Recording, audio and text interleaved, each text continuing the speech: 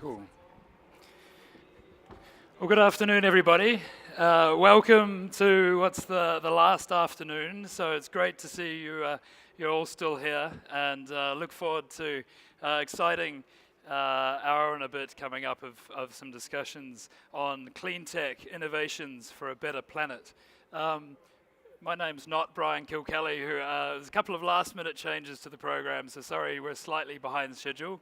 My name is Tim Taylor. I'm Brian's colleague, and I also work at Climate-KIC, supporting innovation across Europe, tackling both climate change and sustainable development. So we should have a couple of slides to that effect, I guess. Boom. I can see them here, not here. All right. So yes, that's us. And EIT Climate-KIC, supported by the European Institute for Technology, and the KIC is a knowledge innovation community. And we work with a network of partners all across Europe trying to accelerate action on this challenge, combined with how to solve for addressing climate change and mitigating against climate change while building resilience, sustainable progress, and resilient communities at the same time. We aren't on track. We aren't on track in Europe, and therefore aren't on track anywhere. We're at sort of the end of that thick blue line. We've made some good progress. Unfortunately, I don't know if that will work. Yeah, forecast to slow down when we need to accelerate very, very rapidly to solve for carbon emissions, and not to mention, as we've seen in the last few weeks, obviously reinforced by the IPCC on this front, but also biodiversity loss, as well as lifting up social progress and well-being. So how do we do all of that all at the same time? Well, we support exactly this sort of clean tech and innovation across Europe, with more than 300 partners across research, business, government, community organizations, and that blend of different perspectives and different approaches is critical. No sort of part of society is going to solve this on their own. It's through collaborative working that's absolutely key. So that's the community part. We invest heavily, helping Europe to invest in innovation. More than 1,500 startups and enterprises, leveraging hundreds of millions into those, creating jobs, training and supporting the innovators of today and tomorrow. And then with the team, we also bring this work very much into cities. I coordinate an initiative around smarter and sustainable city districts. So how to bring the kind of what can still be a little bit abstract down into really place-based and community-connected approaches, and helping cities to integrate the innovation and work in a more holistic way. So we look forward to, we've got 6 speakers coming up. My colleague Chris will facilitate the second part of the panel. So that's just a couple of quick introduction slides from myself. Then by way of introduction to your keynote speaker for today, it's far more exciting. So Angel, over here, so welcome to the stage. She's an assistant professor from Yale, and she seems to have sort of feet all over. And on one piece of paper I have New Haven, Singapore, Oxford, so I will let her explain, and welcome. Thank you so much, Tim, for the kind introduction, and thanks so much to the Smart City Congress for the invitation here. As Tim mentioned, I founded and direct a research group at Yale that's called Datadriven Yale, and we apply innovations in data technology and data science to environmental policy questions like climate change and urbanization. So today, I want to give you an exclusive sneak peek to a research project that we actually haven't launched yet, but we will launch later this month, and if you will be attending the next UN climate change talks in Katowice, Poland, we'll have an event there, and I encourage all of you to attend. By way of introduction, this is the urban century. I have this graph here of the percentage of the global population that was living in rural areas, and we surpassed the 50% threshold where more people are now living in cities about a decade ago. And in 2050, around 2/3 of the global population is expected to live in cities. So what does this mean? Well, not only are more and more people living in cities where they are considered the engines of economic growth and opportunity, but in terms of the environment, which I study, they're also major engines of energy consumption, responsible for around 65% of global energy consumption, upwards of 85% of global greenhouse gas emissions, so they're contributing to climate change, and they're also the locuses of where people are being exposed to poor air quality and lack of access to clean water, and in some cases sanitation, and lack of access to tree cover and urban green space. And so it's a real puzzle and a conundrum. So this is one of the reasons why the United Nations in 2015 came up with these 17 new, what they refer to as Sustainable Development Goals, or SDGs. And these are 17 goals that are aimed primarily at national governments, but also with the introduction of SDG 11, which I put up here on this slide, it recognizes the role that cities also have to play in helping us to achieve a more sustainable future. So SDG 11 has this target for urban areas to be safe, resilient, inclusive, and also sustainable. My slide, okay, disappeared here, but it's still there, good. And along with this goal for cities and urban areas to be sustainable and inclusive, there are several indicators and targets that range from providing affordable and safe housing, to minimizing exposure to air pollution and managing waste, also giving people access to green space and also sustainable transit, so they don't have to own personal vehicles. But while the UN articulated this goal and the set of indicators and targets, what they didn't do is provide cities with the tools to actually measure how they're doing on this particular goal and the set of indicators. And so this is what we're aiming with our project, which I'm introducing today, the Urban Environment and Social Inclusion Index, or the UESI. So what we're trying to do is, if you take a look at this picture of Mexico City, you see a juxtaposition of two very different neighborhoods, one that's much wealthier on the right and one that's much more densely settled on the left. This is from a photographic project by Johnny Miller called Unequal Scenes, where he's photographed stark juxtapositions of inequality throughout urban areas around the world. So we're trying to ask, based on these juxtapositions, who's at greatest risk of exposure to environmental pollution and harm? It's another picture of this juxtaposition in Mexico City. Also, who has access to environmental amenities like clean air, clean water, and green space? This is a picture of Johannesburg, also this juxtaposition of inequality within a single urban area. Are cities actually achieving equitable and inclusive growth? And how can innovations in data monitoring and technology, big data that we now have access to. IBM estimates that 90% of the data that exists today was just created 2 days ago. That's how much data we have. How can we actually harness this in a way and translate it so that cities and urban planners, citizens alike, can understand whether or not their cities are actually meeting this goal of SDG 11?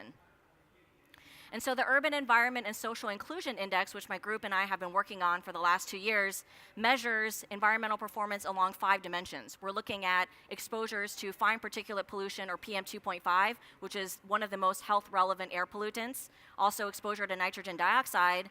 In climate change, we introduce a brand new indicator that measures how hot cities are getting and whether or not that heat is being disproportionately distributed to poorer communities or richer communities. We're looking at water and wastewater treatment. We're also looking at access to urban green space and tree cover per capita. And then lastly, who has access to sustainable transit options?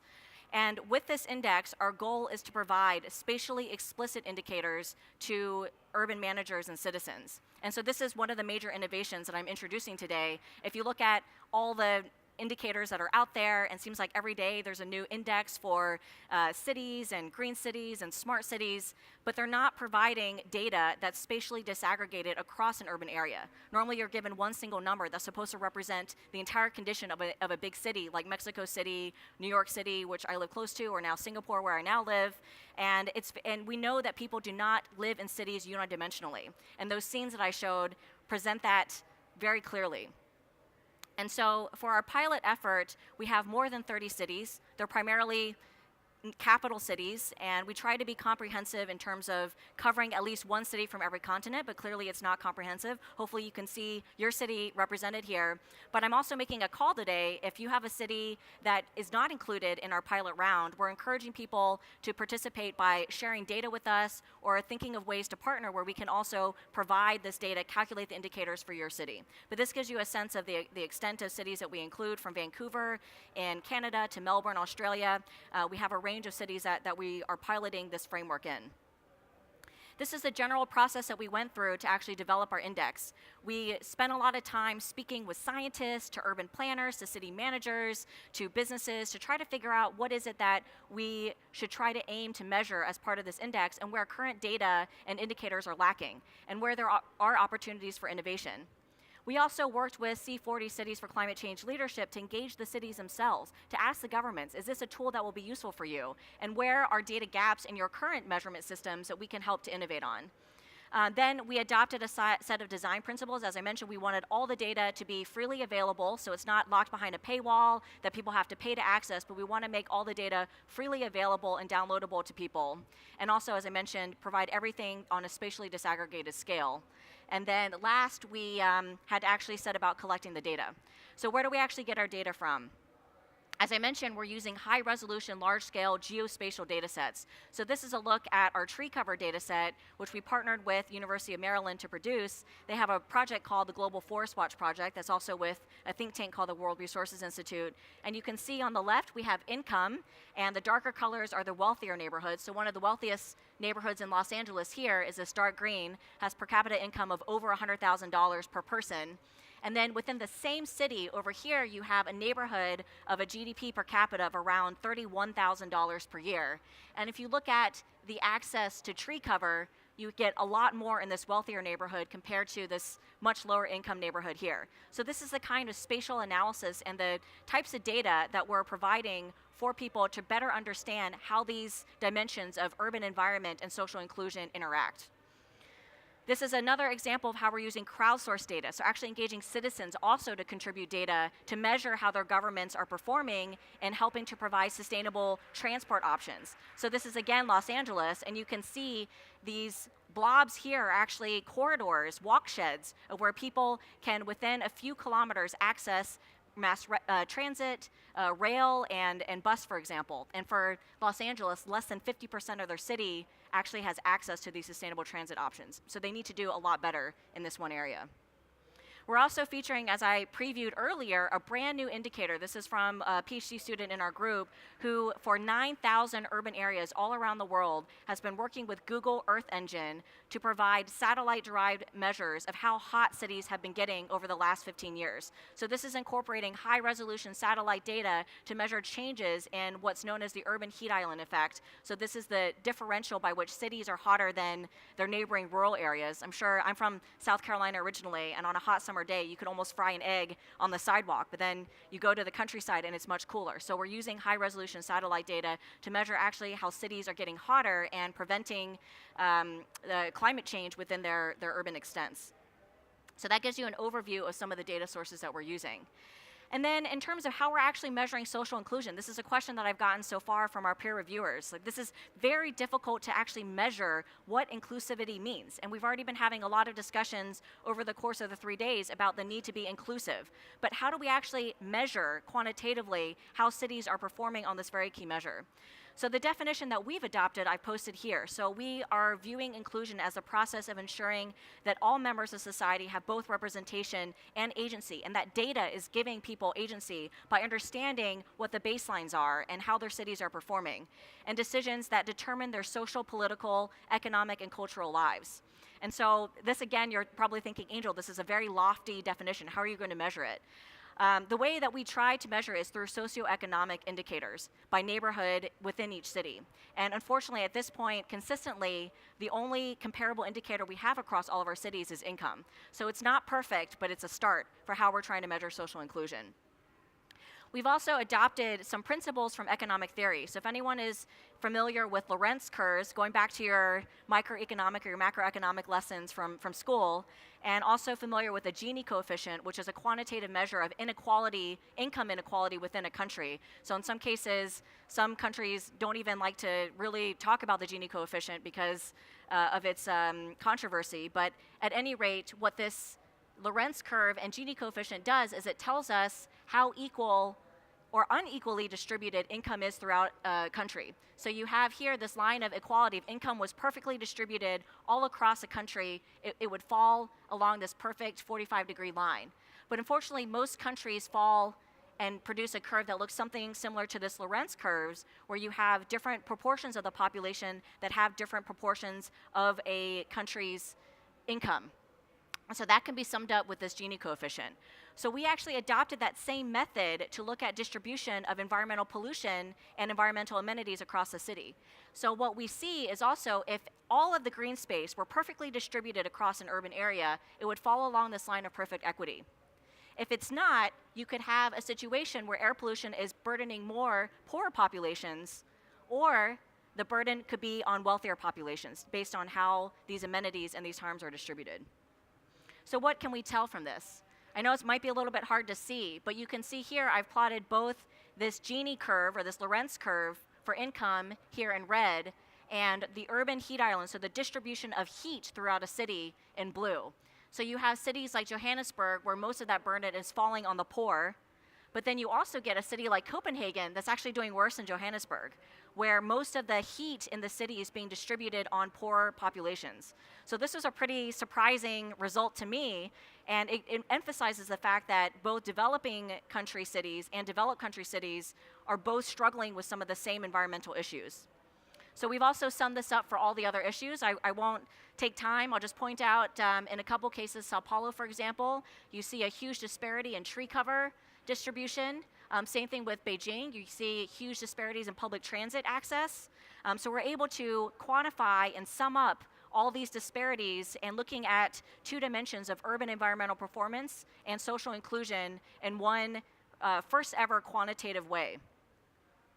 I think I'm running close to out of time, so I'll just say that we can also start to develop typologies using this 4-quadrant analysis of where different cities fall with respect to social inclusion and equity and environmental performance. And so the worst quadrant to be is here, where you have huge disparities in income, so high Gini coefficient numbers, and then also you have the proportion of the environmental burden that's being distributed to poor income populations.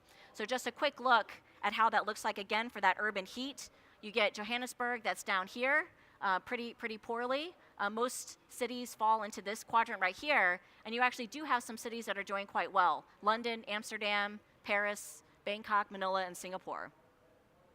Okay, and so when we take a look at all these indicators and all these data and apply all these innovations at a very overall level, what's the number one thing I want you to take away from this research project? What we're finding is that when we sum up and we average all the scores across all the indicators, those 5 dimensions, and then also comparing their environmental performance, most cities are falling on the left side of my quadrant here, where you have even cities that are performing well in the environment, such as Vancouver and Boston, and then here you have cities that are performing poorly, Jakarta, Barcelona, Los Angeles, for example, and all of that burden of environmental inequality is still falling on poor populations within those cities. So this is a huge a surprise to me. I did not expect this conclusion when we started out in this research project, but we're finding that the answer to the question that I started with, are cities meeting goals for equitable and sustainable growth? The answer is no. So there's a lot more work to be done, and now we actually have the quantitative evidence to show the cities simply are failing at meeting this goal. And it becomes even more stark when we look at the neighborhood level. So here, each dot represents not a city, but a neighborhood. And you can see the disparities. You have a lot of wealthy neighborhoods from London, Montreal, Atlanta, Boston, Chicago, where they are performing quite well on environmental issues, but also they're wealthier. And you get developing country neighborhoods from Sao Paulo, Bangkok, Manila, Jakarta, Johannesburg, Mexico City, that are performing poorly on the index environmental scores, and then also have lower levels of income. So there's a lot that we need to do to address these disparities, and recognizing that environmental amenities and burdens are disproportionately burdening poor populations. Okay, so we will have an interactive portal where everyone can explore the data and download it.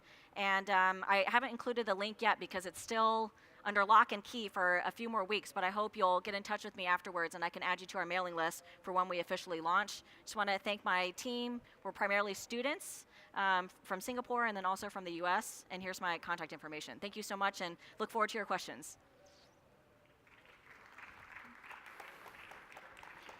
Good thing.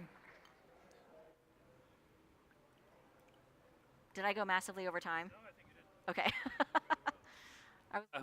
No, I think you did really well. Thank you. So we're going to take, just to move things around, we're just going to take some quick questions after each speaker, just to catch up a little bit on time. I forgot to mention, I guess you're all used to this by the end of the week, but if you have questions, then please put them into the app, and they will start to pop up here on the iPad. That's fine, that's cool. So if you've got questions, that was a really intense, I'm not sure if it was 15 minutes, it felt like longer, it felt like shorter, it was fantastic. Now you know what taking a class with me is like, right? Yeah, excellent. On a micro scale. I really want to sign up. I mean, what a profound conclusion. I don't know if there's anyone from Copenhagen in the audience. And oh, Amsterdam, yeah. Yeah. I think it's a really important thing to lift up, and it's very striking, even though you went through it very quickly. There's a thing I saw last week, which is sort of talking about an algorithm is still, I think it said, an algorithm is still just an opinion expressed in code. Yeah. And so what does this mean for how we are thinking about smart, how we're thinking about the mission, and how cities are kind of putting that into operation as they adopt more data-based and smart systems? Right. How do you start to surface this towards the operational side of them? What happens? I mean, I think that's such a great question, especially because I'm in the business of measurement, and we have to always realize that we can't, the motto is you can't manage what you don't measure, right? But then you also have to remember, what is it that you're not measuring? So I think that's an important exercise whenever we attempt to apply any type of smart technology or algorithm or data innovation to any type of question, is to recognize where the areas of uncertainty are and what you're not measuring. And that the process of measurement in and of itself is going to inherently leave people behind. And it's not going to necessarily be inclusive, even though even in our project we had this goal of being inclusive. So I think that's really important to keep in mind, this idea of keeping the human and the person also at the center of these algorithms and of these large-scale data projects. And so there's a lot of limitations to the data that I provide. I didn't have time to go into all of those limitations, but even within those cities and those neighborhoods, even though we try to get really granular, you're still going to get huge diversities of people who live in slums next to high-rises. That's very, very difficult to capture in data. So I think it's really important in the design of these exercises to keep in mind what you're measuring, but then also what you're not measuring, and being able to provide sensitivity analyses that focus on that whole bucket and those dimensions of what's not being measured. Okay, are there any microphones in the room? I think everyone's just shocked and... Okay, I'm going to ask one or two more quick questions. There's one down here if there's a microphone for the lady here with the green top. I'll ask one more just while we got organized. So I guess, this sort of data almost coming down from satellite. So as this comes out into the world, and my question is perhaps how can cities, so they'll be able to find the data that you've analyzed, but will cities be able to kind of take this and run with it and build their own analyses and maybe start to work with their communities, particularly that, the work I do is really that neighborhood scale, so that's a very profound image. But can cities be working with their communities to also define the questions that they want to ask in your system and start to run with this? Or? Yeah, the idea is that the platform is going to be completely open source, And so any city would be able to access the source code and the data, process the indicators for themselves if they're not already included in our pilot sample set. But yeah, that's exactly the idea, is that they'll be able to take a look at their city and then be able to better pinpoint policy interventions and resources. When you think about, for example, carbon emissions within a city, there probably only are a few sectors that are really contributing, whether it's transport, waste, or buildings. And if you can then localize and identify hotspots of where those emissions are coming from, then you can then better target policy interventions and resources to focus on that one area. So it can lead to huge efficiencies, and I think involving citizens also in the process, engaging them with data, will help to refine those questions and those areas for opportunities later on down the road. So yeah, absolutely, that's the goal. I mean, as a researcher, because people said, well, what about making all these policy recommendations? And as a researcher, I'm not knowledgeable of every one of these cities, and so we really want this to be a starting point, a platform for change for this conversation to happen between citizens and their governments. All right, everyone. Well, you saw it here first. You've had a sneak preview. So just a very, who you are, where you're from, and a very quick question. Okay. I'm from the Netherlands, from Amsterdam. My name is Sigrid Enarsson. I work with the City of Amsterdam. Oh, great. And I just have a question. Could you elaborate just a little bit more about what type of pollution you're measuring? Because there are so many different types of pollution. That's really right. Interesting. Yes, we're looking at air pollution for one, so fine particulate pollution. So that's PM 2.5, and so that's like actually a mix of toxic particles with a diameter that's less than 2.5 microns. So it's fine enough to penetrate human lung and blood tissue. It's the one of the leading causes of cardiovascular disease, stroke, respiratory illness, asthma, for example. So that is not an indicator that's being regularly monitored from the ground by governments all around the world. So that's one of the reasons why we're using satellite technology to develop a proxy. So the satellites can measure the distribution of air pollutants in the atmosphere, and if it's not being measured from the ground. So it's not perfect because, of course, people live on the ground, right? But it's a good proxy. And then we're also using plastics are not plastics and waste management and that sort of type of things. Because that data is so hard to get. But we would love to. We did look at using OpenStreetMap, so crowdsourced data on waste and waste collection and where there are waste collection points. But that was not consistent across all of the pilot cities, but actually Amsterdam is one of the cities where there is really good detailed level waste data. So I have a colleague who works at a think tank there, and she's been working with the government of Amsterdam, so I'd love to follow up with you, and actually if you would come to our event, it'd be great to hear more about what Amsterdam is doing on some of these issues. Fantastic. I have a mic. One last final quick question then is, from what you've learned through this process, to take this another level, what data would cities need that you currently can't find or almost always can't find? So Right, yeah, so to be included in our index, we just essentially need to have a shapefile, so that has the outlines of the neighborhood boundaries, and then also associated with that, income and also population data per neighborhood. So that's all a city would really need to provide in order to be included. But then there are major gaps. So I only presented 5 dimensions of the environment, and there's still many other issues that would scientifically need to be measured in order to really be comprehensive in urban environmental sustainability. So waste is absolutely one of them. Recycling rates, for example. Plastics is a huge area and component of that. Toxic exposures. We still don't have a good sense of greenhouse gas emissions consistently. Cities don't measure greenhouse gas emissions in the same way, and in terms of energy consumption too, that's also a big one. There's a lot. Transit fleets, I mean, I could go on, but there's still a lot. I mean, I think that the opportunities are kind of endless, but this is an area where I think we were talking before, where I think the smart city infrastructure and technology has not really caught up with the need from the environmental perspective, and what scientists have been saying really needs to be measured. I mean, biodiversity within an urban environment, that's a huge one.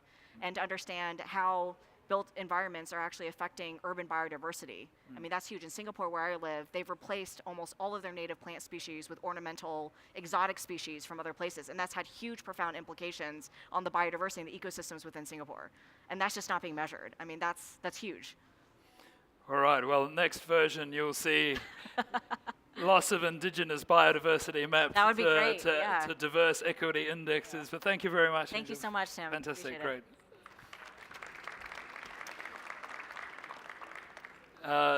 great. Second speaker for the first round, from New Delhi in India, Mr. M.S. Khan. He assured me it's not MS Donny. And yeah, welcome. Thank you very much. Also stepping in for your colleague in the end. Congress has given us opportunity to just showcase. Sorry, good. I think just go again. Now we have Yeah, your mic. yeah, New Delhi. In fact, the NDMC is only 42 square kilometer area, which is the area inhabited with the seats of government, the PM, the ministers, senior bureaucrats, all living there. This is a municipality which has come into force with the Act of Parliament, Indian Parliament, just not in the control of the state governments or all. And we are maintaining that 42 square kilometers, that's all. So, the slides.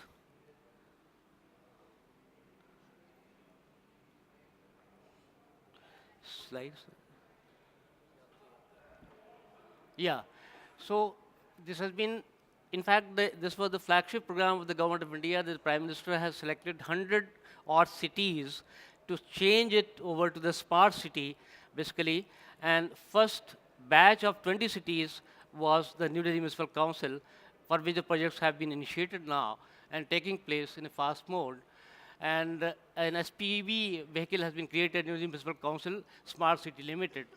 But the decision-making process has been, accelerated by virtue of creation of this SPV in NDMC. So, the projects what we are handling is the smart city, municipal solid waste management, sustainable development of happiness areas where the footfall of the public is large, sustainable use of solar energy where, lot of solar power is being used in different parts of the projects. Smart public toilet units is the new project. This is on PPP model. A lot of urination was taking place earlier in NDMC area. And to check that, a PPP project was conceived by NDMC as a flagship one, which has been, copied in all ULBs in India at least, and it has changed the environment in the city almost. The smart public toilet units are not only public toilets, but they hygiene centers. Basically, we have dedicated male section, female section, handicap section. Then we have water ATM machines in there. The bank ATMs are there. Then solar energy, we are using solar energy at the rooftop. And then in the women's section, we have sanitary vending machines, incinerators. We have provided our facilities over there. So smart pole and giant LED we have put in to assimilate the municipality assimilation to the public at large. Multifunction digital LED panels are there. Green initiative, Hightech Nurseries we have created. We are just nurturing the nurseries there. Vertical gardens we have created to reduce air pollution also, as well as noise pollution. A lot of green has been created into it. So this is the data as far as municipal solid waste management is concerned. 325 MT per day we are collecting, and out of it, 300 we are using as waste to energy plant.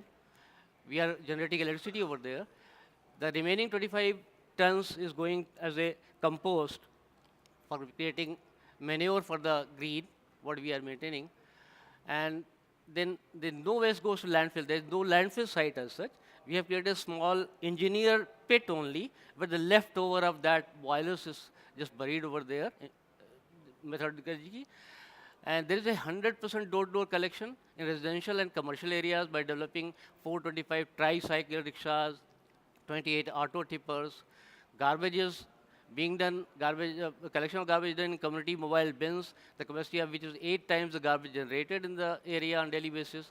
62 high capacity bins of 4,500 liters capacity. 1358 number bins of 1,100 liter capacity is there. State-of-art garbage transfer station for further compaction of garbage brought by compactors from the area after doing door-to-door collection. This is a huge task basically. The door-to-door collection and the segregation at source is a challenge for which we are just adding to it. Then the ranking, the All India ranking we have done, the NDMC stood first, keeping in view the population of the area, the category of population 1 to 3 lakhs. The NDMC population is though 1 lakh, the permanent residents are only 1 lakh. But the 1.5 to 2 lakhs population visits daily. This is a floating population. They daily visit and go back. They add to the infrastructure there. So this was ranked first in that category and fourth in All India ranking category in such survection. Those are still 18. NDMC ranked at 7th position in such survection, 17 out of 434 cities, and was adjudged the cleanest city in the North Zone under category of population less than 10 lakhs. It has ranked top in hygiene index in India. This is already open defecation free. There was a lot of urination taking place in the city all around. With the introduction of the toilets, smart toilet facilities, we are totally open defecation free now. And this is being reiterated twice or thrice. Segregation of MSW is the challenge, of course, but we have placed it post at the source.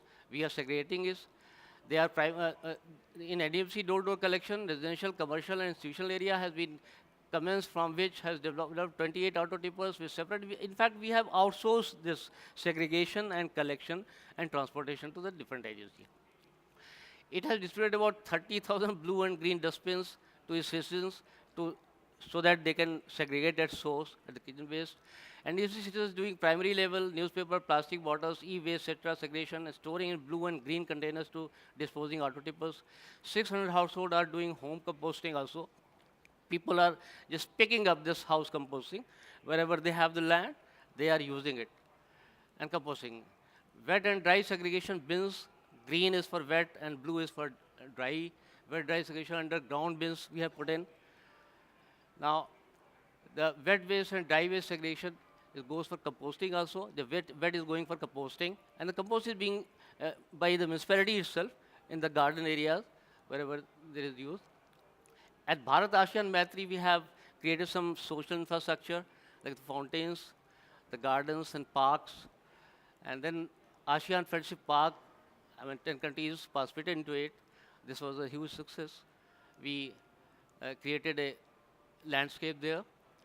And Ambedkar Vatika is the recent addition. This is at Windsor Place, near the Ambedkar Bhavan. This is a huge fountain. Solar Tree, this is an initiative which has taken place with SAIL. SAIL is an organization, Steel Authority of India Limited, which is primarily in the business of steel, stainless steel. The solar bus queue shelters we have put in at 2 places. This totally powered by solar energy. We are planning to add more.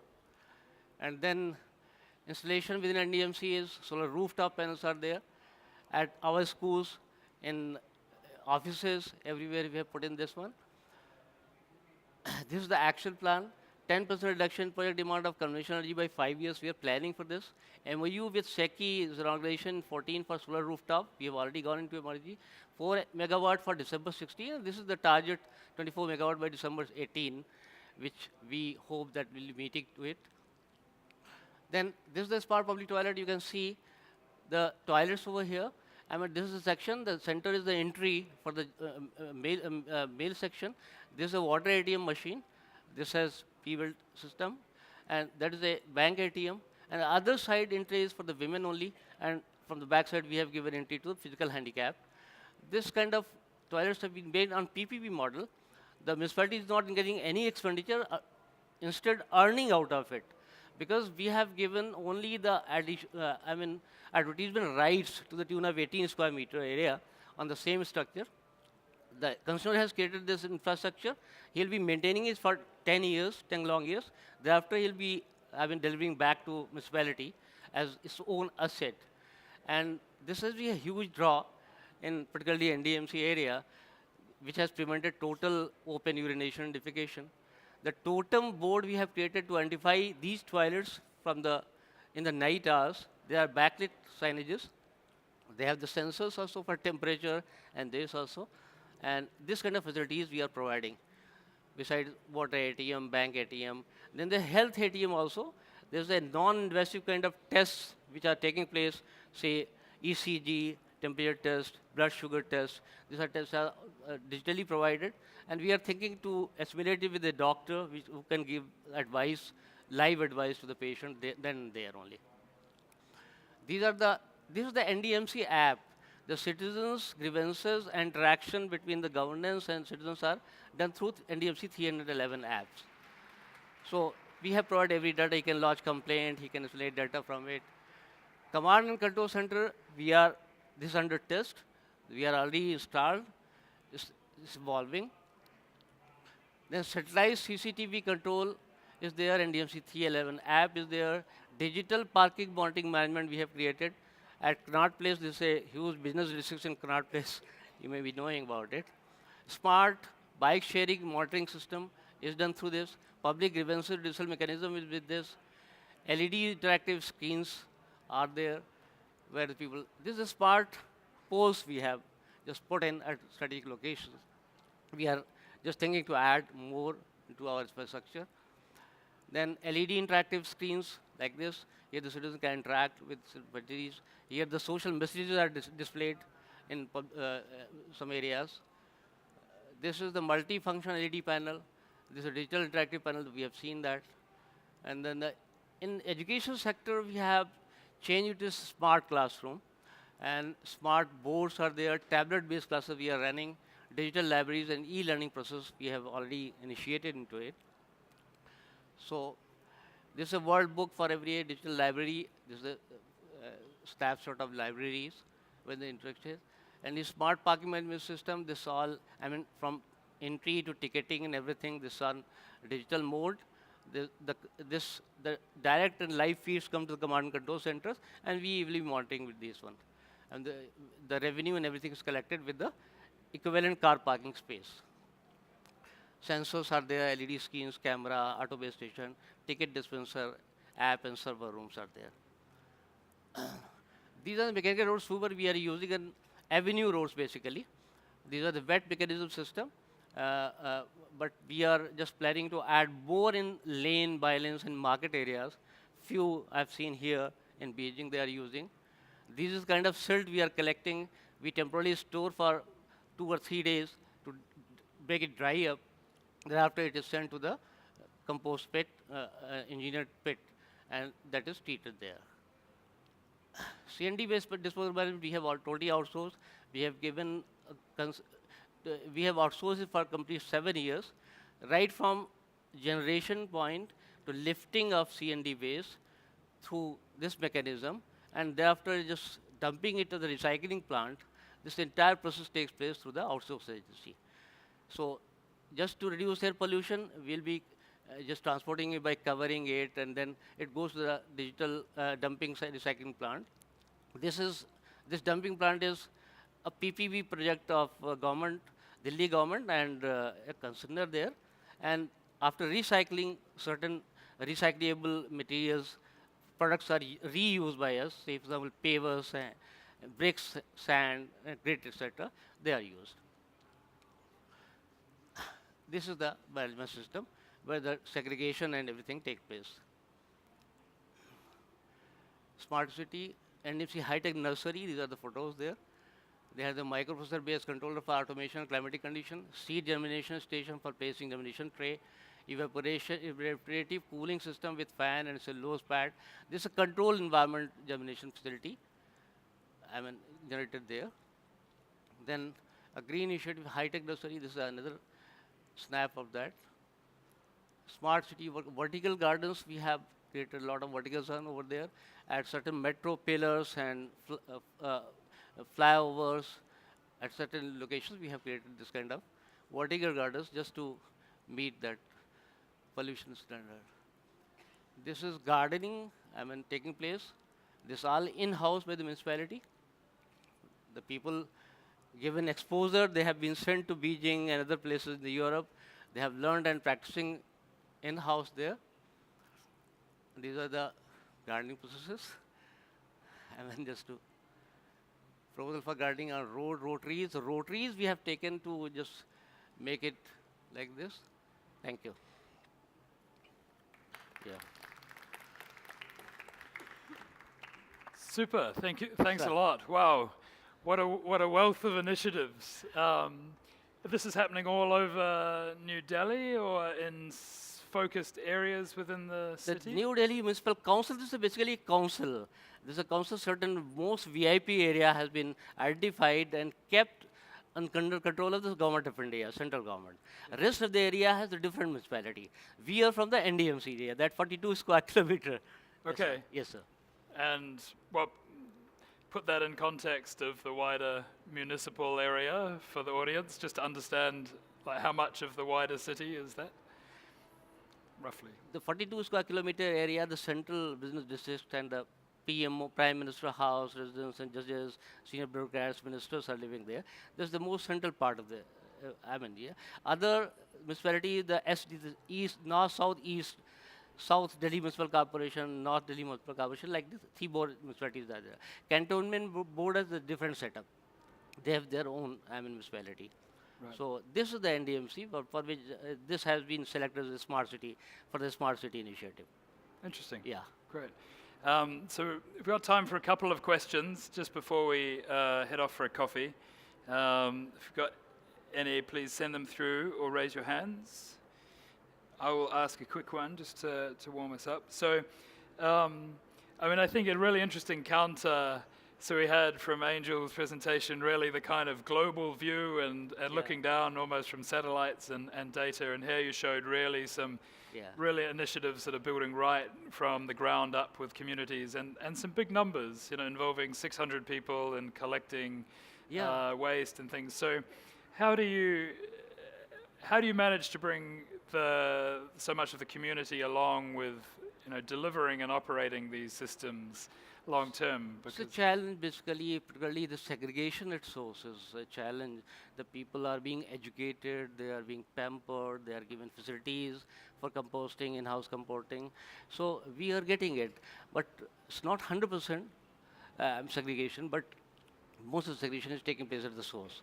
But we are still in the process of just making it 100% so that the only segregated waste goes to the there.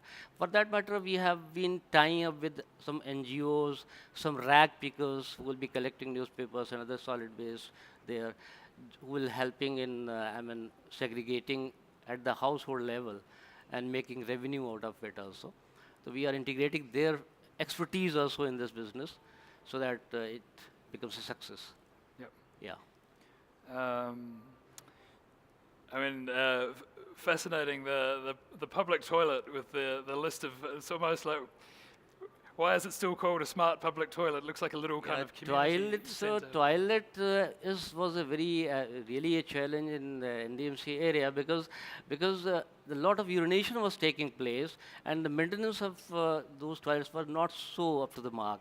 So we just thought of this process of PPP mode, wherein only we will be allowing a piece of land along the footpath walkway, and we just some 400, 500 square feet area, and just amalgamating all activities there, as you know, dedicated facilities for male and female, separate entries for male, and India has such kind of things. So separate entry we have provided for male and female and physical handicap.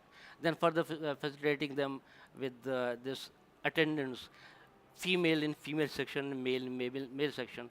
We have provided a lot of good lighting arrangement, security system, management system. And every 1 kilometer we have ensured that there must be at least one toilet. And we have put in Google Toilet Locator. Anybody can access to that location and go and use it. Our colleague in India, they have gone to US and Europe. They returned back and just commented that this is being utilized very good. It's nice. And this is totally user-free. We're not charging anything for it. So the behavior is looked at in the public, the in-house public is also appreciating that initiative. And standards have just gone up for that. And when you say a public-private partnership, what does the private part look like? Like, how is that? Yeah. Is that a big company, and who decided what services that should provide? No, in fact, as a public, we own the land. We are the land owning agency, and we have the authority to give sanction to the concessionaire who comes through an open bidding system procedure. Whosoever has bidded for maximum revenue to NDMC, we have given contract with them, in fact. So from the toilet construction, almost 15 lakhs rupees are invested into it to create infrastructure. And we are only allowing him 18 square kilometer area, 18 square meter area for advertisement. So any agency which is expert in advertising their product, so they are coming into that zone. And the project is a success, basically. And it's The innovation is Yeah, and emerging. we are earning out of this a lot of money also. And this was, though the municipality didn't aim for the earning point of view, but our aim was to give, public access, better access to hygiene and everything. But we are getting money out of, revenue out of it. It's a good thing. Any other questions from the audience? Looks like we're satisfied. So thank you very much. Thanks, sir. Nice to thank you Thank for you. joining us. Thank you, sir. We'll have a short coffee break, just 5-10 minutes. It's at the back of the room before the second half.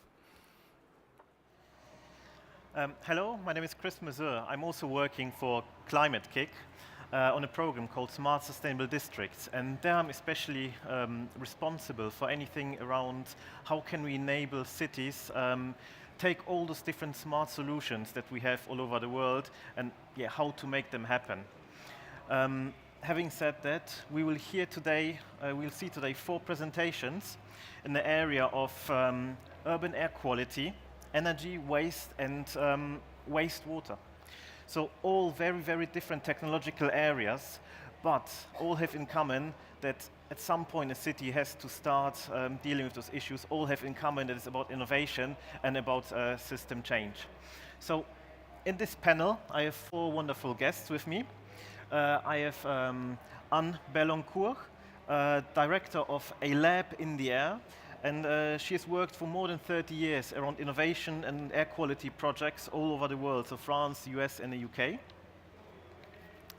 Next to her, I have Lisa Enarsson, project manager at GrowSmarter, responsible for the environment, health, and administration.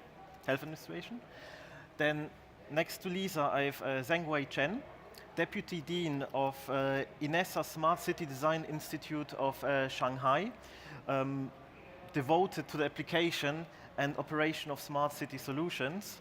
And last, but obviously not least, Eduardo Fernandez Jimenez, Innovation Manager at Urbasa, with more than 25 years of experience in this field on general R&D projects and innovation projects. So each of those speakers will give us an 8-minute presentation around innovations, projects in their fields. And then after those 4 presentations, I hope during those presentations you will obviously submit lots of questions. We'll have a 15-minute panel discussion where we will hopefully get some more insights on aspects which are relevant for each of those projects and that combine them together. So it will be a lot about innovation, about clean tech, and how to actually scale those, those solutions. Thanks a lot. Now to my speakers. Anne, may I ask you to start first? Okay. Thanks a lot. That's Anne. You hear me, and I need the presentation. So. No, not this one. That's the chance. Wait a moment. Okay. All right. This one, yeah. Okay. So I'm Anne Berlancourt. I represent a non-profit innovation institution based in Marseille, in France, and I define myself by I love challenges. So I took one of the hard challenges in our area is, well, how can we make good local air quality policies? Actually, you know, I've been, as he kindly remarked, I'm quite old, so I've been working for a long time in air quality.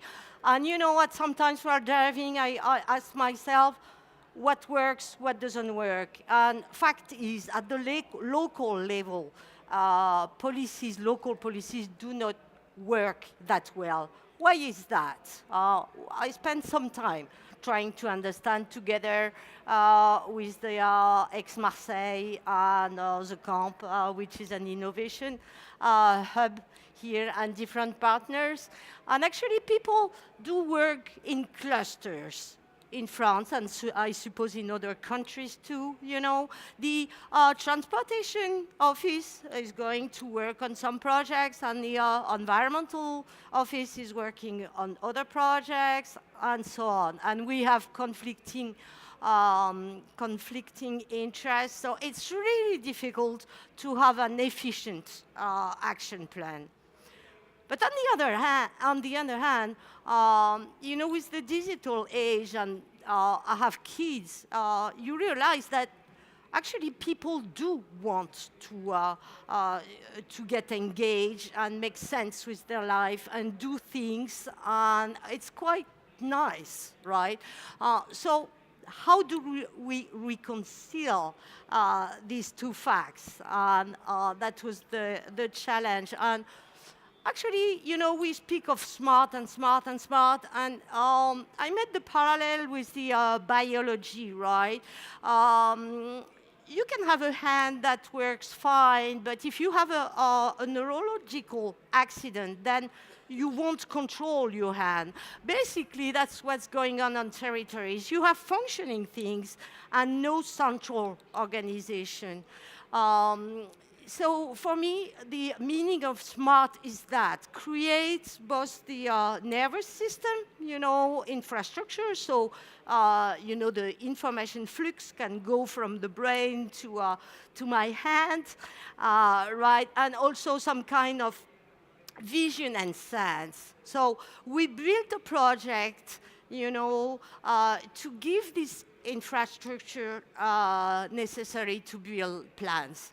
And further on, you know, we wonder, okay, what are the functions of the brain? Basically, we retain 4 functions. First of all, you perceive things. If I am a giraffe in the jungle, you know, I have to survive. I need to see the lion, right? So I need to perceive my environment, right? In air quality, that means going further from what we do right now and be able to gather all the information coming from citizen sensors, providers, and produce best quality information. So that's one of the things we need to do. Second thing is homeostasis, balance, you know. Your body must be in equilibrium, right, to function. And that's one of the hormonal functions of the brain. When you put that in the air, that means that, you know, if you have the city, if you have an industry, a citizen, or the region, or the state, actually in France, they don't have the same picture, the same build, the same set of information. They see the territory in different ways. You need to reconcile that so everyone share the same information. That second function is the balance, right? Then the motion. What's interesting with the brain is that to act, you need to feel. Actually, emotion and motion are dealt with the same part of the brain. So we need to engage people, make them eager to act. And this goes, and I think from small discussions we had, it's the same everywhere. I mean, you need to speak to their lives, right? Air quality, right. But if it speaks to me, if it goes into my life, then I will act. Then creation, it's the higher function, right? And creation for air quality is not doing everything in our little corner, but tapping on everything that, you know, organizations and citizens can produce. So we must open our arms and be able to listen what people can bring and use them. So basically, that were the basis of our project, and we're just at the beginning. So I'm talking about the design of a wonderful project. Just at the beginning, we are launching this program, which is funded by the UIA program, or where we'll at the same time build a data infrastructure exchange with those pillars, you know, innovation platform, sensor platform, services, and also dealing with the georeference of data. But instead of creating a monster in a corner, it's driven by an engagement program, so more on a design process, right? So we go with territorial nodes and we develop we develop the resources to feed that program. And we are led by the wonderful team. That's the most important thing. And it's a very diverse team. And what's funny in that team is it's a mix of very traditional or whatever, people like the Marseille Provence, cities.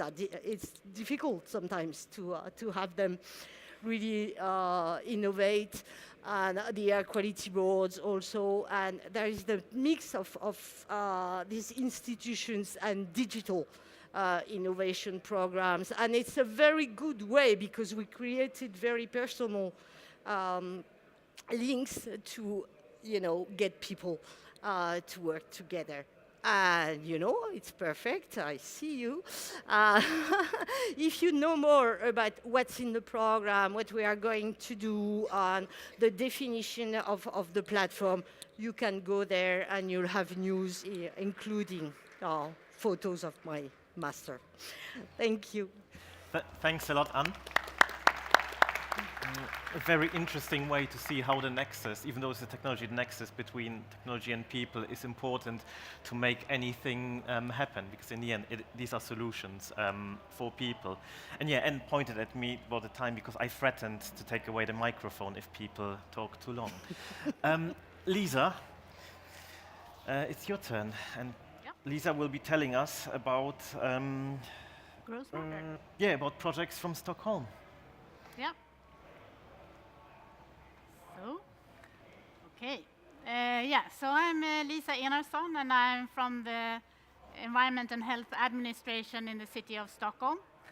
And I'm working with this project called GrowSmarter, where we're working together with Barcelona and Cologne, and Stockholm then, of course, where we are implementing 12 smart solutions by bringing together the cities and the industry to stimulate uptake of smart city solutions. And the aim is that we want to transform cities for a smart and sustainable Europe. And we have got funding from the Horizon 2020 program in the EU. And why are we doing this? Well, we see that cities, we see about the same kind of challenges. It's climate change, housing, jobs, transportation, and waste. And in the city of Stockholm, we have goals that we are going to be a city for all, but we're also going to be fossil fuel free until 2040. And we are also going to be the smartest city in the world by 2040. So we have some challenges. And with greenhouse gases, we have actually worked with this since 1990. And we have come down quite far on our emissions. But now to become fossil fuel free, this is really tricky, and we need some new smart solution, and that's where GrowSmarter comes in. We will be contributing with these 12 smart solutions within low energy districts, integrated infrastructure, and sustainable urban mobility. And we want to reach the goals of saving resources and increase the economic growth, improve quality of life, and create 1,500 jobs across Europe, and reduce energy by 60% and cut the greenhouse gases by 60% as well. And in Stockholm, we are doing this in an area which is very close to the city center called Årsta and Slakthusområdet. And I will show you a short film. I hope I will be able to do that. Stockholm is the fastest growing capital city in Europe. Like most growing cities, we face challenges when it comes to buildings, infrastructure, and mobility. Since the 90s, the greenhouse gas emission per person have been reduced by half. However, our goal is to become fossil fuel free by the year 2040. To do that, we need new smart solutions. GrowSmarter is a project supported by the EU that helps us on our way to reach our goal. It also enables us to create more jobs and improve the quality of life for our citizens.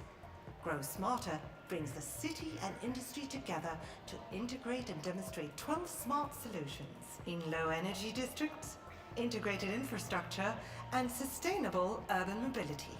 These solutions involve both new technologies and behavioral changes.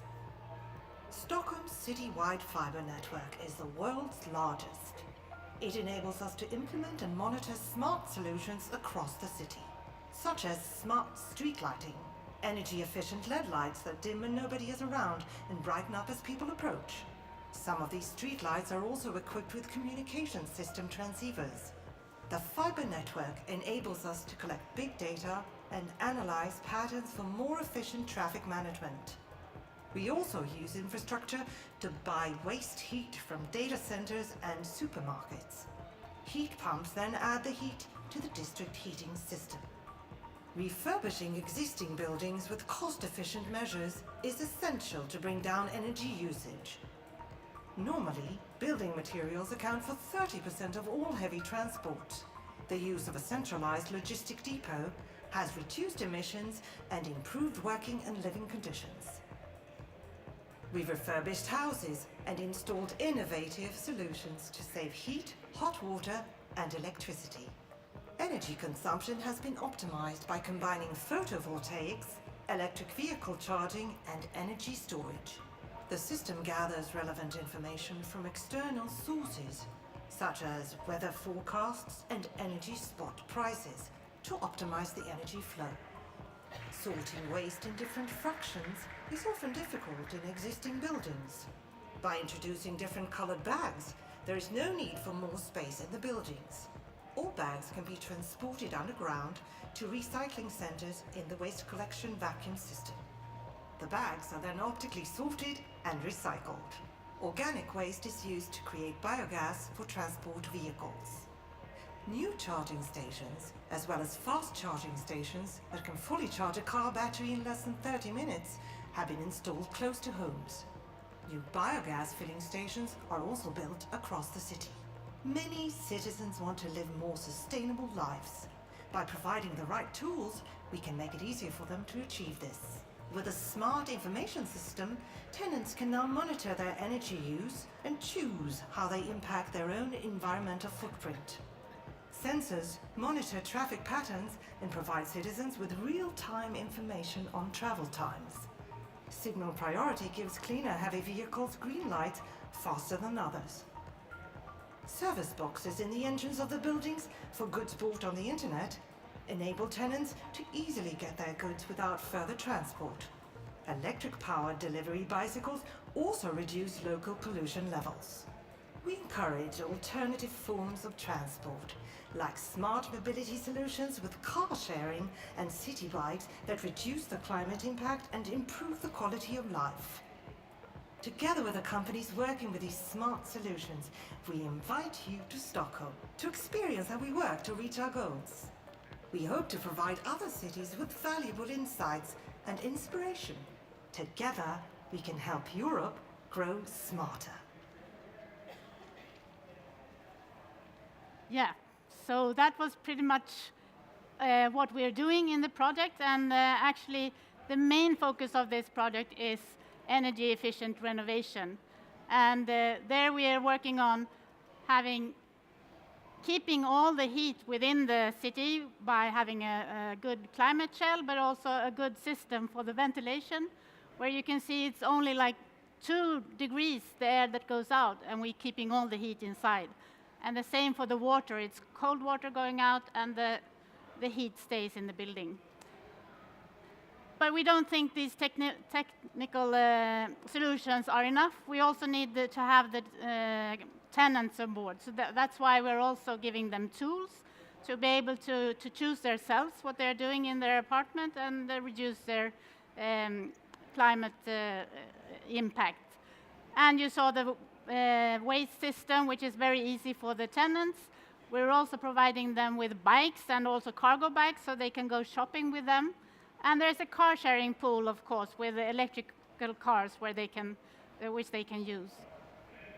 And we're also having a delivery room in this building. So when you order something on the net, on the internet, then you can get the parcel to your home instead of going to get it somewhere else. Yeah, and it's driven there by a bike, and you have a digital key to open this delivery room, so no one of your neighbors can take your parcel that is in there. So this is the project. We have already implemented everything. The project has been running in 4 years, and we now have 1 year when we want to demonstrate all these smart solutions, and we also are doing the evaluation of the project. So very welcome to Stockholm and Sweden, and these are all the partners that are with us in this project, and that's why there's so much things going on. So we're very thankful to all of them. Thank you. Thanks a lot, and I'm actually surprised how you're able to squeeze it all into 8 minutes, because you're certainly doing lots of things. And which was very interesting for me was that you put job creation at one of the main drivers, main drivers of your activities forward as well. So thank you. Okay, so now it's Eduardo Fernandez Jimenez, please. Good afternoon, ladies and gentlemen. It's a pleasure to me to explain what kind of activity we develop in our business. And I have 3 ideas in this presentation. The first is to know us, because we think that we are very famous, but the people in general don't know us. The second question is give you some example of the circular economy concepts, because it's now the priority in the management, waste management policy in the European Union. And the last, we can some example of this project that we are developing now. The first of all, the idea of this is not to explain that we are very big or we are a big company.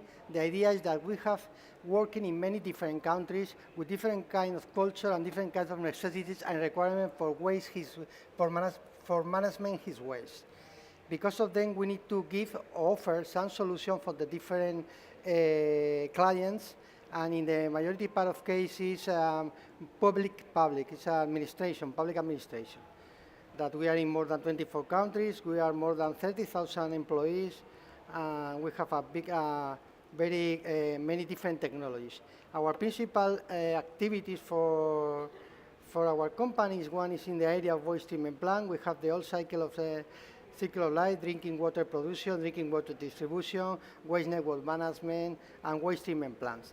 Of course, the other important things is that we are working in the urban services, like street and beach cleaning, waste collection, green areas and sport facilities, and mobility solutions, and so on, with different trademark. And of course, in the waste treatment, is for us, it's an important activity, also in municipal waste, in construction and demolition waste, and incineration waste. The idea of all this slide is only transfer the idea that it's not real intelligent or smart if you only work in one part of the problem of waste management. You can see here in many of these events that you can obtain or you can show many different solutions in one part of the problem. Maybe only in collect system, we have many IT solutions in this kind of activity, but we don't forget what happened at the end you collect this waste. The problem is not finished when you collect the waste. You need to establish some technology for treatment this kind of waste. If you don't resolve this problem, you have the same problem. It's not intelligent only thinking one part of this activity of management waste. Here you can see one example. One example. This is the circular economy concept for European Union for the next year. In this slide, in the blue box, you can see the figure of Spain, the media. At this moment, we are at the rate of recycling around 30%. The average of European Union, from the 24 European Union, is around 45%.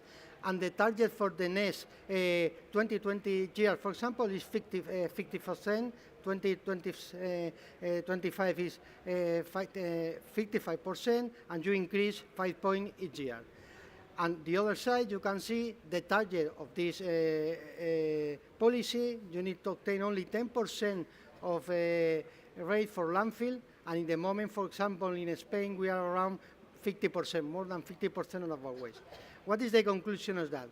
We need to have 2 solutions. The first, we don't produce waste, but this is, the reality is different. In the old world, the idea is clear. If you increase your level of life, you increase your level of waste. And this is one thing that we establish some prevention campaign and different activities in diffusion, collaboration, but the reality is that we have many kind of quantity of waste what we need to management. The other side is what we need to introduce a new technologies or a new process that to give some value or valorization this kind of waste. In this sense, I show you here those examples that our company is working. One is in the name is 3R 2020 project, and the idea of this is in waste we have many different probably values or subproducts. We need to obtain this product, we need to establish a new technology for obtain material with more value than now. For example, we can see in the first part of the presentation that the normal technology that you can use for evaluate the organic material is obtain compost, and with this compost go to agriculture and you can give some value. But we need to try, or we need to investigate or research in obtain a new technology for obtain a new product in biological products.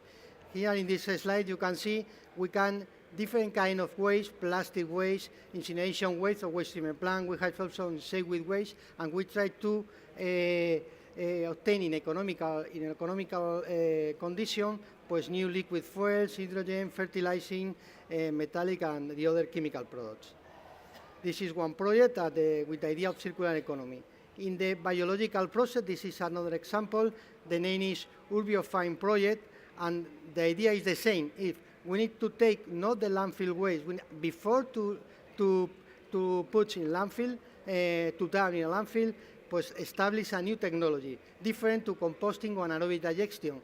This is technically an industrial situation and it's correct, but we need to increase the new technologies for obtain a new values. The concept is we use organic material or biomaterial and we transform by biorefined process in another multi-process. You have here some example, the new bioblock, biopolymerous additive that they can use for another industry, for another services. This kind of technology now is in a demonstration level. It's not an industrial solution, but for the next 3-5 years, we pretend to obtain this kind of solution for our clients and for the society in general. In this project, for example, this is with the financial support of the ACE 2020 program of the European Union. We have found different lines of research. One is obtained about agriculture waste or urban waste by fermentation. We obtain bioethanol, what we can use in another product. The other line of research is we use the organic material, waste organic material by digestion, anaerobic digestion process, and we obtain some new substances, chemical substances, PHA, PHB product, but we obtain another new bioplastic. And so on. There is another is in biogas production. The principal trends for the future is to clean this kind of biogas, obtain biomethane, or for using a new services. And the other possible investigation in transform the biogas and hydrogen and other chemical substances too. This project is developed now, and probably for the next 2 years we have some a good experience, a good result for obtain a new value for this waste management material. For the end, the idea of a Urbaser company that is not only technology that we need to develop or working, because we can see here in this slide, we are responsible, we are compromised with the 11th Global Sustainable City Community Goals of the United States Unions, and we are involved in that as we try that it's not possible to obtain the majority part of these global aims if you don't work with the citizen, because it's one of our stakeholders. We can think in all of our attitudes in relation with what we can do with our waste, and probably with things that we can make help for something. And with this is finished my presentation. Thank you. Bueno, aquí Thanks a lot. time is finished. It's also still very interesting to see, even though we are talking a lot about people, there's still a lot of complex engineering necessary to deal with all those different resources, all those different flows that we have in cities. Next person is Mr. Zhengwei Chen, a deputy from Shanghai, who will be telling us about urban clean water solutions. Thank you.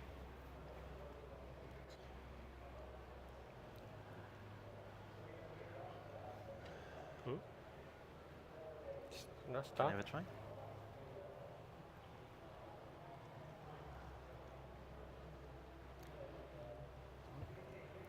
Okay. They need to restart it. Wait. Okay. Okay, now it will. Yeah, now it will. Yeah, okay. Thank you. Okay. Hello, everyone. This is I think, my last session speaker for me for the environment. My name is Wesley Chen from the Shanghai Initial Company, which is provide the smart city solutions. Today, I would like to share the projects and the lesson learned from the Shanghai municipal government regarding for the water and the river. So my topic is the urban water solution in Shanghai. So first, how many people here have you been in Shanghai? Please raise your hand. Okay, good.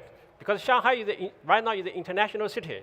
The total area is the 6.3 thousand square kilogram, and the population is over 24 million people.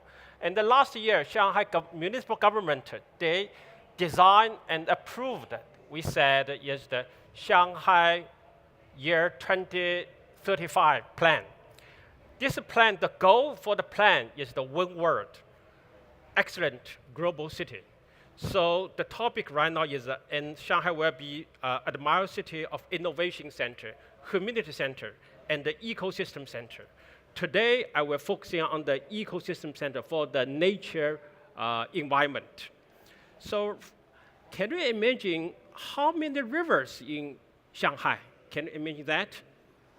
How many rivers? I tell you, 43,000 total rivers in Shanghai. But mainly is 31 is the municipal rivers and a bunch of the small river, village river. So our company worked with launched the project with the Shanghai government. We have the two projects. First one is establishing the monitoring infrastructure to monitor, to tracking the water quality. The second one is reducing the non-revenue water to saving water resources. Today, I will have these topics. First topic is for the monitoring infrastructure. For the water monitoring process, we cover from the water original preservation to polluted discharge control and doesn't work. Yeah, it switches off from time to time. Okay, so to the dairy monitoring and the terminal monitoring. Here, not only in Shanghai, but also in China, the government have the regulation. We said one river, one person. This person is regarding to the officer. Last month, I traveled to Hangzhou.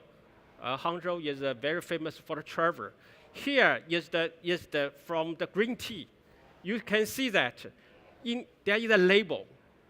The label that this area, this river, responsible for one officer, his name, his cell phone number, his contact phone number. If the resident, if the traveler found that the river is not clean, it's polluted, he can directly call to the officer. And definitely the river quality, I think, is the performance review for this officer. So this is very important for the regulation of China. And regarding for the architecture, we have the 4 layers from the sensing and networking platform application. Today is time limited, so I didn't describe in detail. And also we supply the terminal. The terminal also the sensors. According to the regulation, we will measure the regular 9 KPI for the river. And also we have the platform. This platform included the map, the water quality inquiry, the data auditing, the water quality warning, the data analysis, and the operation management. We launched the POC in one district in Shanghai. the government invests 42 million RMB, covers the 18 major rivers and the 22 online water quality monitoring stations. And also, this is the platform and also the APP. So the APP not only for the government, but also for the citizen, for the water manufacturer. And right now, our company is using the AI technology.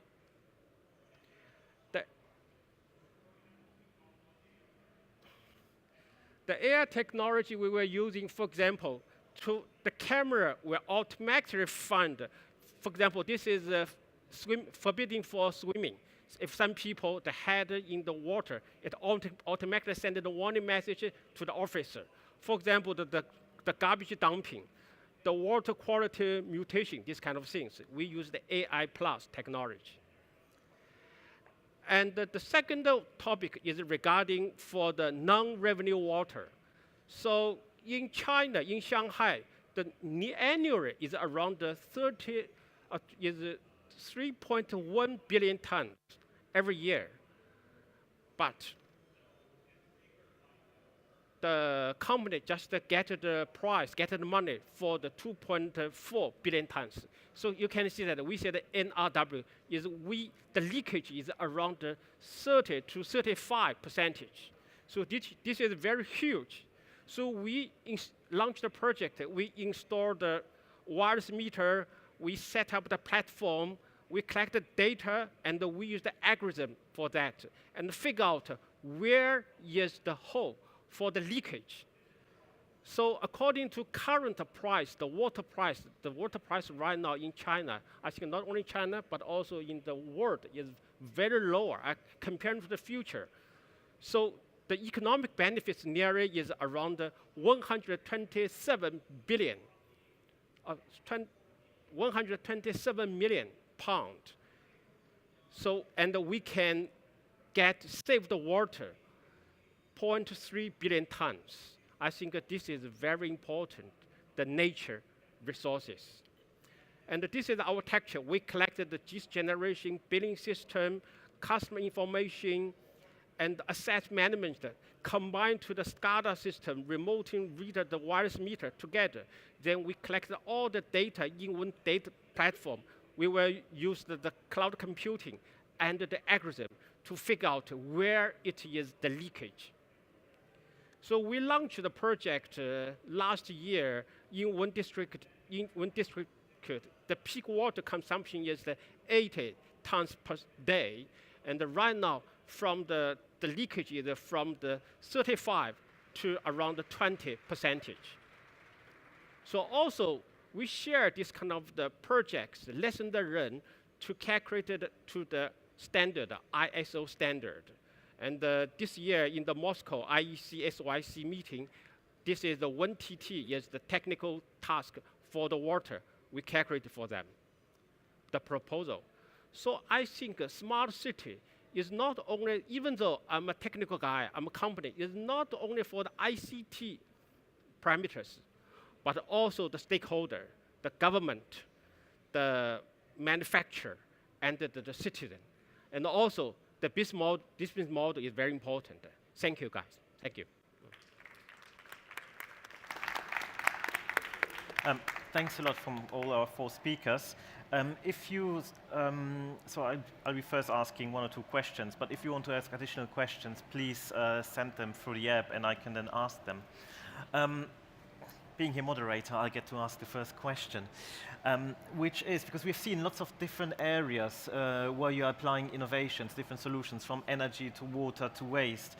And for me, because we hear a lot about those different solutions, innovations, for me, I would like to ask all of you is, what do you think needs to happen to move away that many of those solutions, innovations are demonstrators, are trials, so move away from that towards a world where they become standard, where everyone is using them? Okay, in my case, you listen to me, in that project that I showed you before is research and development project. The principal aspect now is to aspects. The first is these technologies are economical. This is a problem because we need to invest and, of course, to obtain the real value. And how much costs one new product, one unit of this product. And the second aspect, the second barrier is a commercial, because we have, in Europe in general, difficult to sell or to put in a market this kind of subproduct, because all of us think that the environment is so important, and this is the clear idea, but when you need to take decision, for example, I can send one question for the audience. We have some process that we can obtain biofuels for our cars, but we need to invest, the cost of 1 liter of this biofuel is around the double of that you need to pay now in a petrol station. And the question is, how to say, we want to pay this quantity with this price, you compare with the environmental benefits. This is the big question. What is the one aspect? The public administration, I need to support or give some help for us or some subsidy, but at the moment this is the one barrier for us. Yeah. And what do you think? Because you were talking a lot about people. Well, actually, we did design the system to be organic, right? As a platform in the IT sense. It's made from brick taken from everywhere, and we have that process to get those innovation inside the system. So it's really built like an organic system, right? Solutions are same. We have that innovation platform whose objective is to try, like your solutions. I really like, since I work on air quality, lots of things that I've seen in Stockholm, I'd like to try them in Marseille, and we have the structure to try them. That's basically the sense of the project. So it's made to grow, right? It's like a cancer, really. It's nervous system. It's supposed to regenerate itself and grow. That's the whole challenge of the stuff. So, next year when I come back, we'll have tested all the Stockholms and maybe Shanghai and Madrid stuff. Shengwen, how about you? I think this is a quite a good question, because regarding for the smart city solutions, different companies have using their different technology. Also, high technology, I think, develop very faster. But smart city, when we launch the project, it's the long term, not the short term. But the technology changes so quickly. So right now, because I'm lucky that fortunately I'm the ISO registered inspector, we work together for the IEC and the ISO's international standardizations, I think. So normally, in general, we would like to launch the POC not only in Shanghai process, but also because nature, I think, is the topic of all of the world, right? So we would like to sharing this kind of the architecture process, and even the stakeholder, the government, the manufacturer, and the residents, this kind of process and this kind of different role together to be a standardization, then to leverage this kind of experiments and the standard to for example, to another city of the world. I think this is very important and should be long term, not the technology, the short term, I think. Thank you. Because standards help in the long term quite a lot. And Lisa, because you have shown us lots of different areas of innovation, of demonstrators, what do you think all of them would need to be everywhere? Yeah, well, in the project, actually, we had a plan for replicating what we are doing in the lighthouse cities into follower cities that are also part of the project. So we have 5 follower cities who have been following what we have been doing and are now planning to implement in their cities. But we didn't have a plan on how to replicate it in our own city. So that's something that we are struggling with now, to try to inform the rest of the city about these solutions and to use them when we are developing the city. But one thing is that there are barriers to do this. It's not just easy. For instance, with the photovoltaics, there are rules that say that all electricity produced by the photovoltaics should be used in the own building. If you send it over to another building, then you are a producer and you get a lot of tax. So the business model is a problem. I think you have the same issue here in Spain, for instance. And we had a workshop just earlier today, and it turned out that it's about the same in the UK as well. And we are actually now 14 different lighthouse projects, and we are working together to try to find all these barriers. And within these 14 lighthouse cities, we are 92 cities, so that's quite a power. So if we are 92 cities that say that these kind of rules are stopping us from doing a smart city development, I think maybe we can get some changes done. Okay, thank you. Before I get to the questions which have been sent to me, are there any questions on the floor?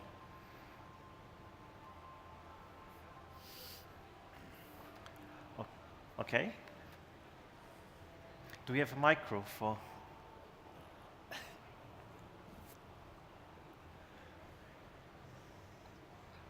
And say very briefly who you are and to whom you are asking the question, please. Yes. My name is Sigrid Jurissen. I'm from the city of Amsterdam. And I have a question for my almost Swedish counterpart.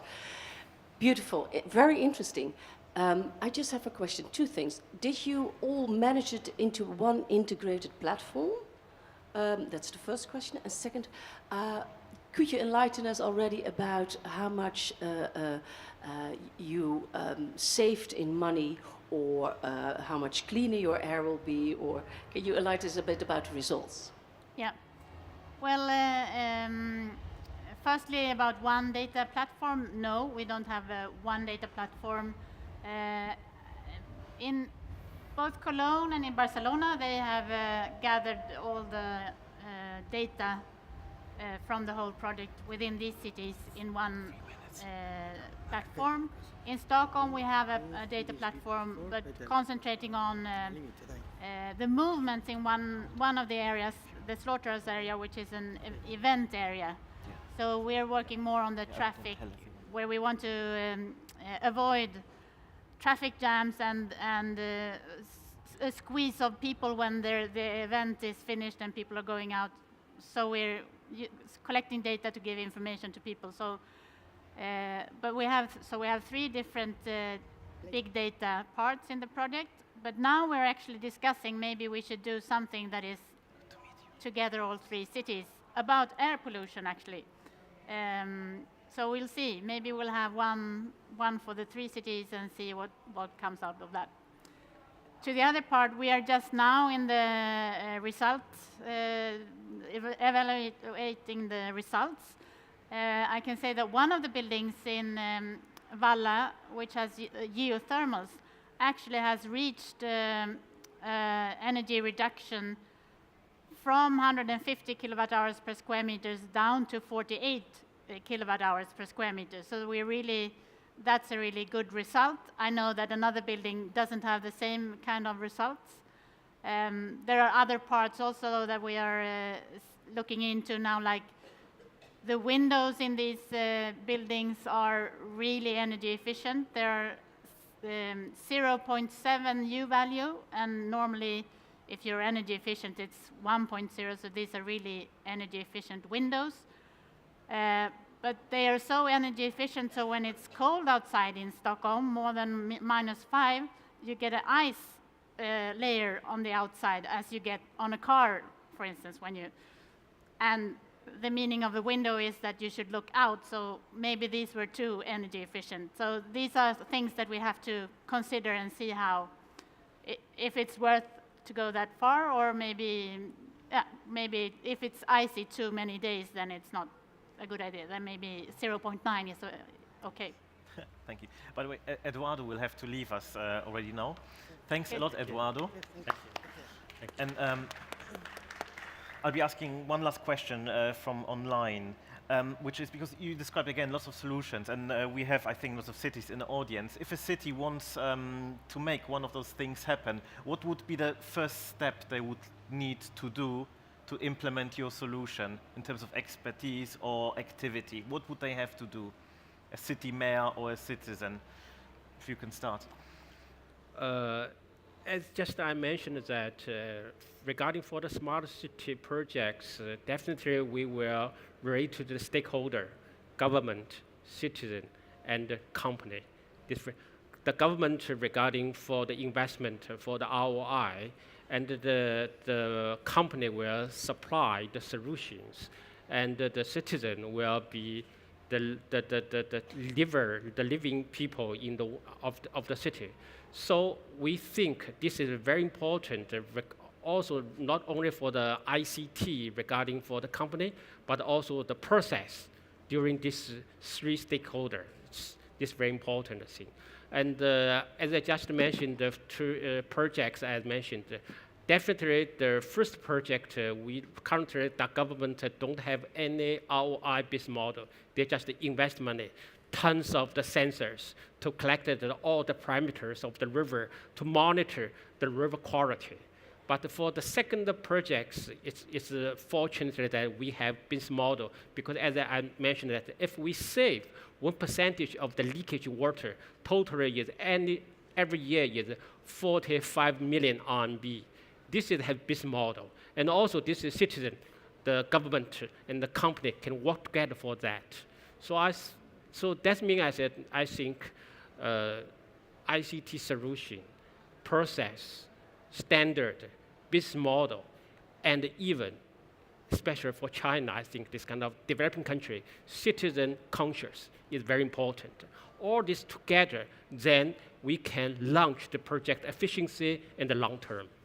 Thank you. I assume you would agree with that. Yeah, exactly. Well, shared vision would be the first, then strategy, then after you find the pillars you just described, economy, business model, right, infrastructure, and citizen engagement, communication. I think we agree on that. The challenge being, you have to do that at the same time. It's difficult, building at the infrastructure and the engagement at the same time.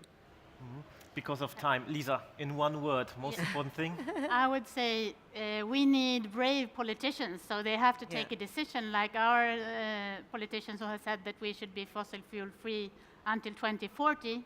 Then you have to do these things. And then I would say, come to Stockholm and we will inspire you and show you, demonstrate what we have been doing, and tell you more about it, and we'll visit our web page as well. Sure. What's the best season? Where we have the fact sheet. Let's discuss that later on over coffee. Okay, thanks a lot for my wonderful panel. Thanks a lot for the audience. And I will pass back to Tim, who will summarize this very interesting session. And we got lots of learning from that. Tim, just come to us and join us. We have a seat here for you. Thank you, Chris, and thank you all for well, I'll stay standing, but for a wonderful discussion. I realize it's late in the day, so I was tasked with a few wrap-up notes, but I think you did it there, better than I could do it. So I will just do a little, I guess, a quick recap, but it really builds on exactly what you, I think, just said. And interestingly, to reflect back on the panel, it was about clean tech and innovation, and maybe some of you expected to hear a lot about energy systems and data systems. Now, we saw some of that, but we actually saw, a boost for me, because it actually really reinforces the work we're trying to do as well, so that's good. And some great examples that, yes, we need all of those things, but not on their own. We need really much more integrated approaches, so weaving together 12 different approaches, different solutions, an emphasis on place-based prototypes, so trying to deliver lots of these initiatives all at the same time, woven together in an integrated way, is really hard work, and doing it for your whole city all at once can be quite daunting. So start with neighborhoods, and that ties directly to the emphasis on communities. So build up in pieces, and we also heard how important that is, and when you break cities down into neighborhoods and communities, how different they can look, not just from a technology and a technical and a climate point of view, but from an equity and social well-being. And those were some pretty powerful images that you showed at the beginning, Angel, with the different communities next to each other. So, driving this work is about equity and climate and ecosystems action and resilience all together. And that's the challenge we have to tackle. And that means that, it's not just clean tech, it's very much social tech, if you like, as well. And we have a little metaphor for that, thinking about building on the organic models. All this work is a kind of tree. And so if the technologies and the things you have to do are the branches, and the benefits for your community in the long run are the fruits, yes, they hang on those branches, but the whole tree is founded in the soil of the community, which is where ultimately the system closes. And in the kind of underground system we don't pay enough attention to, things like municipal momentum and drive, policy, leadership, absolutely. Collaborative communities coming together, whether that's collecting waste in Delhi, and some of the examples you've shown here. So much more into the business models, so different economic systems for owning and operating and financing the assets that we need long term. And in the title, the smarter systems, and leveraging the power of data to understand our current situation better, to optimize systems, and also to design effective actions and scenarios for the future. And so spending as much time on that kind of underground system as well as the above ground system is critical if you're going to strike real balance in the long time. And then I guess back to the slide from the beginning is the question of speed. So, fantastic work, and as you emphasized there, the fast following, the replication, scale, this was put well to me recently as scale, yes, but we need to get from one fish to a school of fish. It's not from a small fish to a big tuna. So thinking about rapid replication across cities, between cities. So thank you all for the learning. I took away a lot from a really diverse set of presentations, different contexts, different parts of the world. Hopefully we've managed to tie that together for you. Thank you for being a good audience, and safe home. Thank you.